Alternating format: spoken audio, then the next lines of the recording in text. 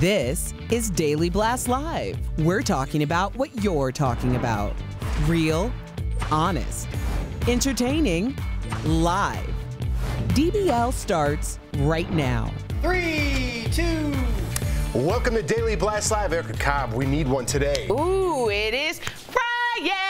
Oh, yeah. And I'm here with Brandon, Erica. I'm Jeff. Stephanie is back in jolly old England for the holidays. Erica put the hips into She was it, getting too. into it. I'm feeling festive, y'all. I'm feeling festive. Festive and Friday. Yeah. Two words I like. Let's jump right in, guys. Cats is in theaters, and critics are trashing it, saying it belongs in the litter box. Ooh, but at not least the litter one box. person likes it. Check this out. Justin Bieber's wife, Hailey, called the movie a Christmas present from the universe on Instagram. But social media is buzzing because she gave love to a Taylor Swift movie. And as we've been telling you, Taylor and Justin are beefing because of that Scooter Braun drama, if you guys remember. So did Hailey extend an olive branch here between her and suck up? It's called an olive branch, not a suck up. What?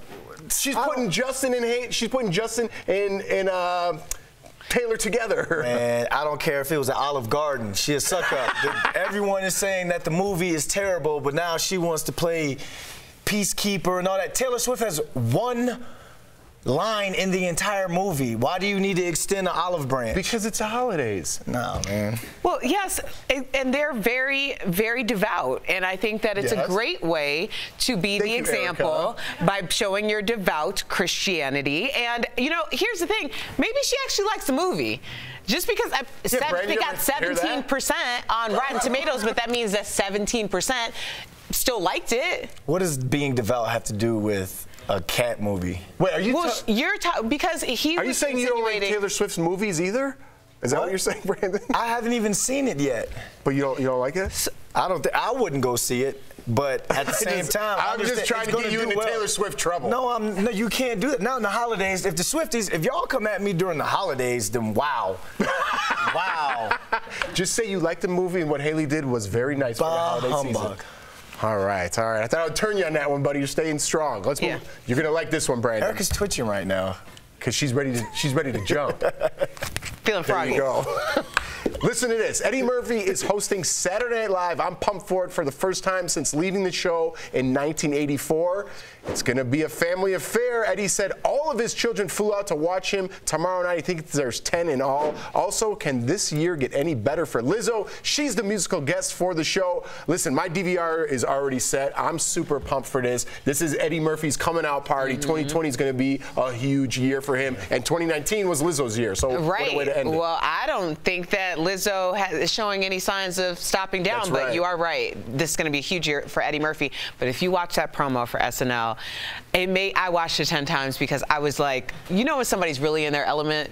Lizzo is glowing, and like it's just one of those things. She doesn't even really do anything. She just chimes in at the end, but it's just like, I am here, I am in my glory, and I had to watch it over and over because we could all be so blessed to have that type of moment. She said in that interview with Gayle King, she's got that X factor, and you know that's where that glow comes from. Some people have it, a lot of people don't have it, but I'm like you, I'm excited for Eddie Murphy, man, because he's going to have, like you said, this was Lizzo's year, 2019, but Eddie Murphy, we get to see a comic from back in the day, and like you said, he's resurfacing. You know, we got Coming to America 2 coming out. Dolomite just came out, which people said was pretty funny, and it's up for some sort of Academy Awards as well. So he's got a whole army or a whole football team to feed by that whole picture. So he's got the Netflix special. Time to get those checks. And all those mouths to feed, all that support just as well. So he's going to have a great year. All right, guys, let's turn up the heat for the holidays, shall we? Mark Wahlberg is showing off his buff body on Instagram. Get this, he's 48 years old. This makes me feel terrible. He posted this photo and says it's all thanks to a strict diet and workout plan. But we always knew he was into fitness. Who could forget his Calvin Klein days? Wow, that was People are getting hot back here. People are getting hot. But I mean, he's always into fitness. I follow him on Instagram. He's got his gyms now. He's at work. He wakes up at. He's got the 4:30 club, I think he calls it. I mean, there's a reason why you look like that. Remember we did that story on his regimen where he works out twice a day, or if he gets that workout in the morning, in the afternoon, he's walking the golf course. And some people, fitness is a lifestyle. So that's why I was bummed when everyone got on the Peloton girl, because they're like, oh, you're trying to skinny shame people and all that. What you don't understand is even though your body, you may be skinny in terms of weight or whatever your body mass is, but your lungs may not be healthy. Your heart is a muscle. That's why you see a lot of NFL players or former athletes, they end up having heart attacks because you're used to working out so much, conditioning your heart to be this strong muscle, but then you stop. And then that's where all the cholesterol and stuff builds up. So keep going, Mark. Yeah, it's a good lesson, especially over the holidays. You know what I mean? Yeah. If you need some inspiration, go to Mark Wahlberg's I'm not looking at that photo. I know, but doesn't it inspire you? Like, if you're going to have one more cookie and you look at that photo and you're like, that dude's 48, at least for me, I'm like, that's inspiration. Jeff, I don't need inspiration like that over the holidays, okay? I need to be inspired to do diddly squat. I need to be inspired to indulge in some things that I haven't been able to indulge in. I need to be inspired to sleep my butt in. I'm not inspired by somebody's six-pack. I'm too inspired by those things you just said, so I got to balance it out. No, that's going to be my whole vacation. Do not expect anything. No productivity out of the Cobb, okay? I like it. I got to say, I like it. All right, guys, it's almost 2020, as you know, so what do you think were the best-selling books of the decade? Any guesses, Brandon? Erica's Girl. Michelle Becoming Obama. by Michelle Obama. Yeah. That's a good guess. My girl. My girl. Even though you lied to her. I accidentally lied to Michelle Obama. I didn't intentionally lie to her. No, actually, it was in December of 2018. Oh, okay. All right. So it's all right. It's fine now. Let bygones be bygones. Yeah. Bygones? Brandon kills me. I accidentally forgot to tell Michelle Obama that my bun was like a hair piece, and she was like, "Oh, that's all your hair," and I was like, "Yes, you know, as we do." It was an accident. Brandon trying to throw you under the bus during Christmas time. I didn't expect to lie to Michelle Obama. Okay. But it was in 2018. It was a long time. It doesn't matter. Yeah. Well, guess what the best books were, I should say, of the decade? The 50 Shades of Grey trilogy, 1, 2, and 3. Okay. Yeah, let's talk about this, Erica. Yes. Is this I mean, it's got to be a woman thing, but does this turn you on? Do books turn you on? It's not. Books? Okay, first of all, let's just take a pause. Yeah. This is completely discussed. So this isn't an HR issue, okay? Yeah. Okay, so we had this conversation a little bit earlier, and other women in the room were like, oh, yes, I was very into reading this book, and it was like stimulating because women are more stimulated by the blah, blah, blah, blah, blah. Since then, we've done a little research. Turns out that women and men are equally stimulated by visual images. So it is a fallacy perpetuated by who knows who that women are stimulated differently than men. Now, where it changes, this is very fascinating, is between heterosexual and homosexual people. There is a spike for heterosexual people are more visually stimulated than homosexual people. And my thinking, I'm just a shot in the dark here, is because in homosexual relationships, you have the same parts, and heterosexuals, you don't. So there's a spike in seeing something that you don't see all the time. That's just me going out there. Wow. But when did you do this research? I'm very into my research. When it comes to things like this. I like it. I like it. So yeah, so that's just, apparently it was a German study. Well, that's good to know, because a lot of people, I would think the opposite, like we were talking about earlier. Because I've never understood this reading sex thing. Like, I'm with you. Why read about it? Right. I'm more of a hands-on kind of guy. Jeff. Oh, man. What about you? I'm just going to move on from that. I'm not going to talk about that. Here's the thing. When you say visual, if you're reading, how is it visual instead of watching? Because it's supposed to be like the mental, not so much the actual visual of like watching like pornography. It's supposed to be a more nuanced exploration into sex. Yeah, but that's too much. Like, y'all doing too much. Y'all are doing too much. This is the reason why 50 Shades of Grey was popular, because it gave women who were a little bit more on the puritanical side a little bit of license to get a little bit more freaky than they normally would have gotten. And since everybody agreed that the book was okay, it was like, all right, well, we can push the boundaries a little bit. But guess what? Some of us didn't care.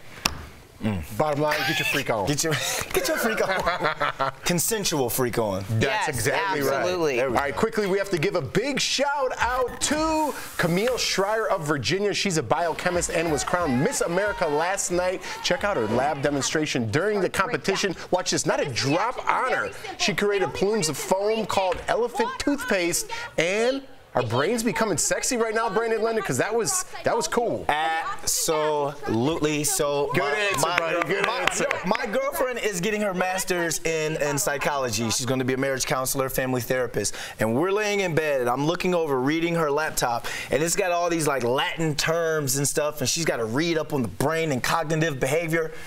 Forget 50 Shades of Grey. She about to get 50 Shades of B. London. Like, am I gonna get in trouble for that, Eric? Listen, look how far Brandon has come in 1 year. We're ending 2019. He said girlfriend. He said brains are better than beauty. Brandon Lennon, and then you made that last comment. So you still you. I'm still here.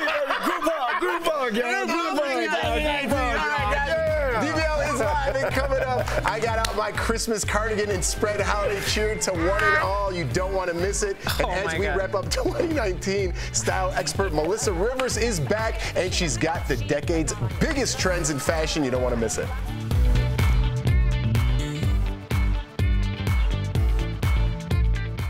Non-attorneys.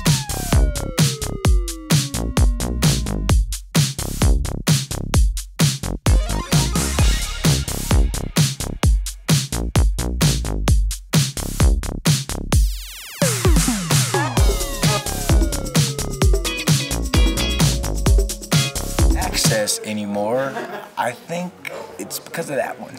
No, that wasn't bad. No, I was just joking around. 50 Shades of B. London. But look, you've said way worse. But look, yeah, I have said worse. But there's something about brains now that, like, I've always.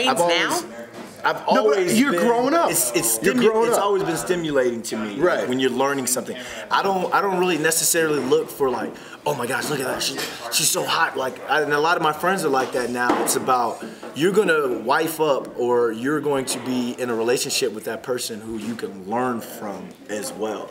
You know, right? And that's one thing that we do. Like, when I'm sitting there, like after I finish a Giants game. And I go to her apartment to hang out before I have to fly out here, and she's doing her work. I'm not even watching Sunday Night Football. I like to learn and like, hey, can you break that paragraph down to me? What does that mean? Why, and she's researching cognitive behavior. Why you are the way you are today is because of things in your childhood and stuff. I find that very fascinating, and that means you're growing up, man. I mean, I've always you're been like thinking that, like this. When you're young, you think spring break. Yes. Okay, that's one mentality. Yes. Everyone knows what I'm talking about. When you get older, you start thinking, hey, this could be the mother of my children, and you want the best for your children that are unborn, and you want some knowledge in that woman so your children come up even better. And so I think that brings on sexuality as well. Yeah. Because and vice versa, men and women, and anything. Even if you adopt, I think everyone's if you want a family. But I think that's sexy to people because we're always going to be attracted to those physical features.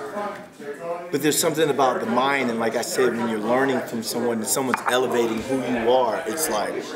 Absolutely, and challenges you too. This is so funny because Brandon, Al, and I ended up having a conversation. We went to lunch one day, and Brandon was saying the exact opposite of everything that he's saying right now, and I was trying to tell him. I'm sprung. 50 Shades of B. London. Welcome back to DBL. Every decade brings a signature style, and the 2010s were no different. Stephanie may be out of town, but before she left, she caught up with fashion police star Melissa Rivers to get her take on the biggest trends. Check it out. Welcome back to DBL. It's time for Fashion Fix Friday, and hello, I've got a very special guest, the one, the only Melissa Rivers, TV producer, host, best-selling author, and fashion expert. And in our hands, we've got our very own chic or weak signs, and we're looking back at trends from the 2010s. And were they chic? Were they weak? Melissa, are you ready, babe? Yeah, and thank you for having me. I'm so excited that you're here. You've got no idea. I'm living my best life right now. Like, your earrings are great, the dress is great, like everything is good. That means, like, I'm like, oh, thank you. And your hair color's phenomenal. Thank you, my love. There we go. Let's get it out there. All right, well, Melissa. Let's start with the positive. I love it. Okay. All right, well, first up, we've got the man bun, also known as the bro bun, the hipster bun, or mun. This hair-raising trend became really popular in 2015. So, Melissa, is this chic or weak? I can hear you like, there's nothing on this thing that even makes it onto here. It is awful. Wait, serious? I never was a fan of the man bun, and I don't care. Who do we have up there? We've got like Brad, Colin. By the way, and those are like great-looking men. I still hate the man bun. I just think it's stupid. I just was not a fan, and my son kept trying to do it, and I'm just like, you look stupid. Okay, there we go. We've heard it from the queen herself. So man bun is weak, awful. I'm going chic solely because I love long hair. But they can still have long hair. Just don't put it in the man bun. Okay, all right, okay. Well, the 10s were the era of the big derrieres, and I mean, when we say big, I mean huge. So butt implants were the fastest growing cosmetic procedure in 2014. So Melissa, are these very large assets, are they chic or are they weak, my love? Okay, I spent hours in the gym going, oh, can't this thing just get smaller and high? Like, I'm doing plant-based diet. It's like, so on these women, it's chic and amazing. They do look sexy. I understand the trend, and I am like so working against it in my personal life. You have no idea. Okay, it's really not huge. I've seen you in the change room, darling. Oh, it's honey, fine. it's just hidden well. You have no idea. Well, I'm going for chic. So I'm gonna go with chic, but not on me. Yeah. All right, okay. Last one. Okay. Leggings as pants. It seems like we've been wearing leggings as pants forever, but their popularity really skyrocketed in the 2010s. So Melissa, are these chic or weak, hon? Tell me. Okay, so again, depending. A few years ago, I launched a personal crusade of getting moms out of yoga pants because you would put them on to take the kid to school and never get out of them. And I said, it's just as easy to put on a pair of jeans. However, with these particular cases, they're kind of rocking it, but it is, you better know what you're doing. It can't just be like the sloppy yoga pant. They have to be like cute leggings and with like a jacket or something. In that case, sell it up. Sell it. And that's also because a lot of the companies like Elo and Lululemon, Athleta, all these different companies have been making them more streetwear. So in that sense, if they're streetwear, chic. Oh yeah. If it's out of desperation because you woke up late and you can't get the kids to school, weak. I've got to agree with you, babes. Well, Melissa, that's been Fashion Fix Friday. I'm so happy that you came to visit me, and we'll be right back. Hello, I'm Mike Lindell. Ugly Christmas sweaters have become a staple of the holiday season, but there's more to these tacky garments than meets the eye. Let's connect the dots. Ugly sweaters have been around for a long time. Back when people used to knit sweaters, experts say they probably created the ugly trend by accident. And it became even more popular in the 80s when everyone's favorite TV dad sported the Offbeat Originals. I'm pretty sure he's now wearing orange. Anyway, fast forward to the 21st century when we celebrate the sweater by throwing entire parties where we all get together to wear them. You can thank two guys in Canada for starting the sweater soirees. The first, such a hit, parties started popping up all over North America. And being ugly turned into a sport. Partygoers searching for the best sweaters, and by best, we mean the ugliest. And that's connecting the dots.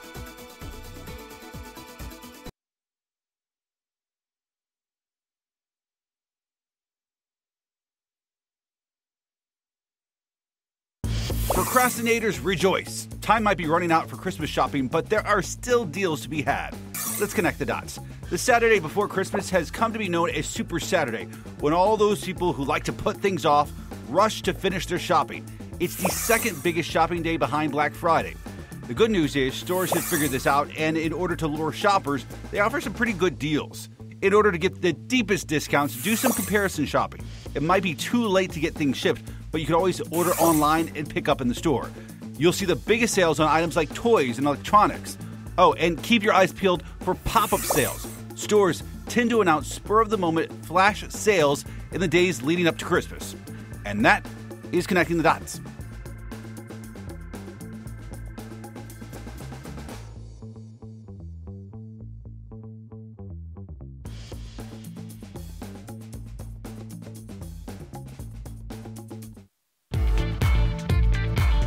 Welcome back to DBL. Now, if you know me, you know I love the holidays, and I wanted to spread some Christmas cheer, so I asked people some hard-hitting questions on this edition of Jeff on the Street, Christmas Style.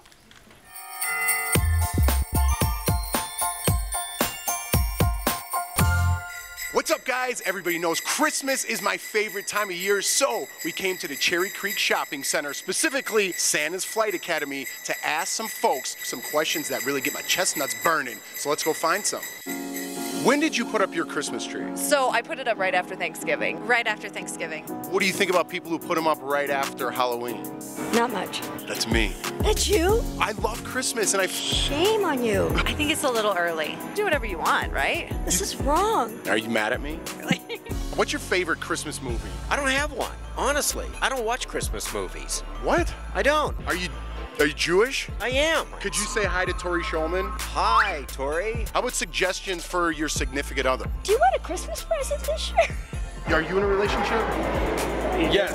Oh yeah, I just got engaged. Oh yeah, I just got engaged. Do you remember your fiance's name or no? Yes, Hillary. Oh, hey Hillary. Does your wife get you Hanukkah presents? No. No pets, no plants, no kids. We travel. All right, guys, so I have one more person to talk to. I think it's going to be the man himself. Follow me.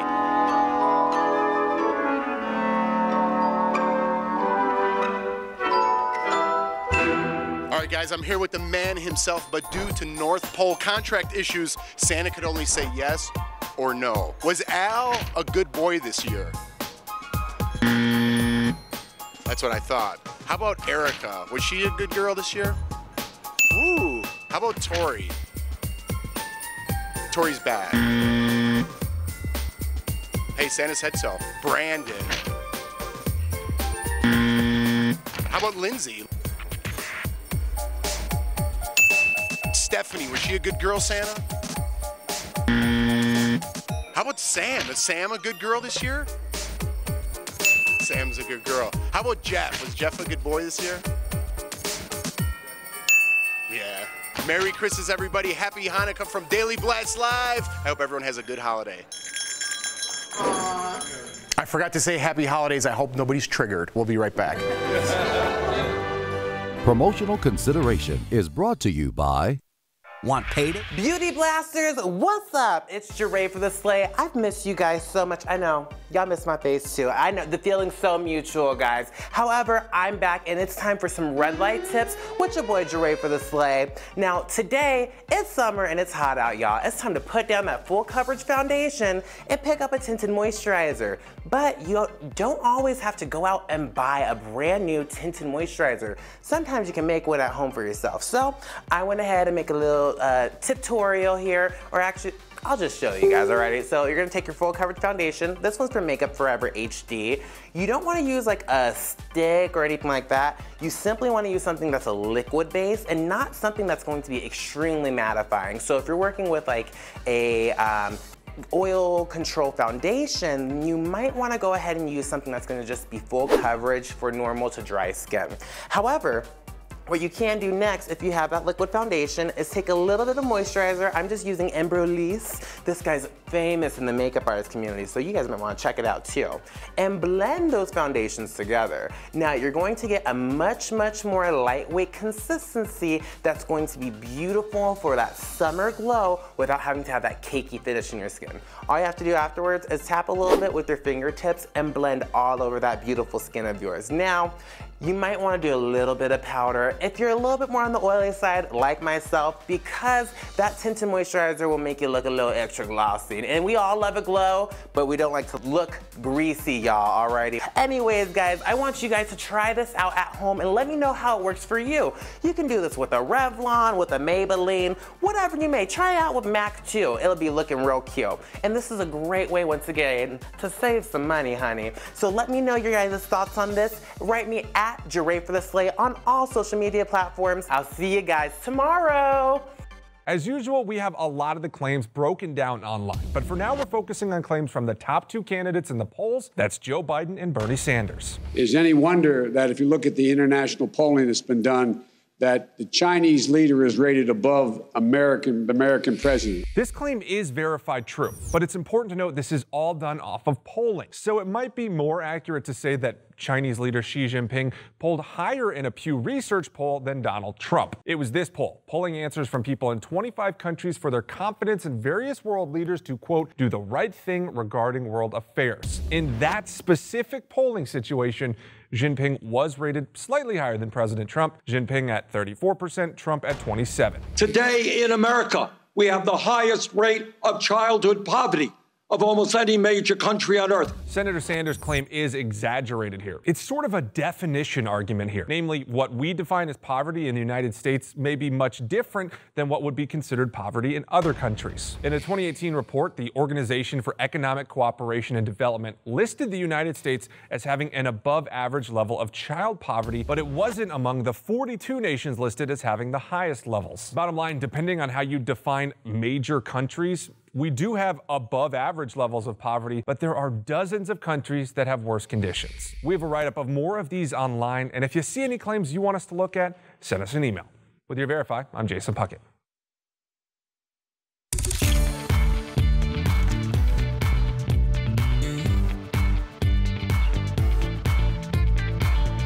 Welcome back to DBL. Erica, you have some holiday comments? I do. They're very holiday. Like holiday. Juanita said, ooh, hey, Juanita. 50 Shades of B. London, that's one book I'd love to crack open. What? I see what Juanita's saying. I see you, Juanita. I see you, Juanita. Girl. But too bad you got a girlfriend now. Darnell. Ooh, the camera says, they were getting a laugh out of that one. They were getting a laugh out of that one. Darnell says, Brandon London be tripping. He got a point too. Darnell got a point too. Samantha says, can you bring up that photo of Marky Mark again? Oh, y'all are just on fire with the sauce. Mistletoe. Wait, there's Why music. are we playing? Is there music? Why Listen, he looks good. You can't even hate on him. You can't hate on him. But why not show the 48-year-old picture? You know what I mean? It's that's Marky Mark. That's Mark Wahlberg. Okay. They asked for Marky Mark. Wow, we're going out in the holidays. Yeah, there's a difference. And Vonnie says, can't wait to see what DBL has in store for 2020. Hey. Woo. Perfect way to end 2020. That's how we do it. And Brandon London, you're all good, buddy. We'll see you next year. We'll see you next year. Thanks for watching, everybody. Have a great weekend and a happy holiday.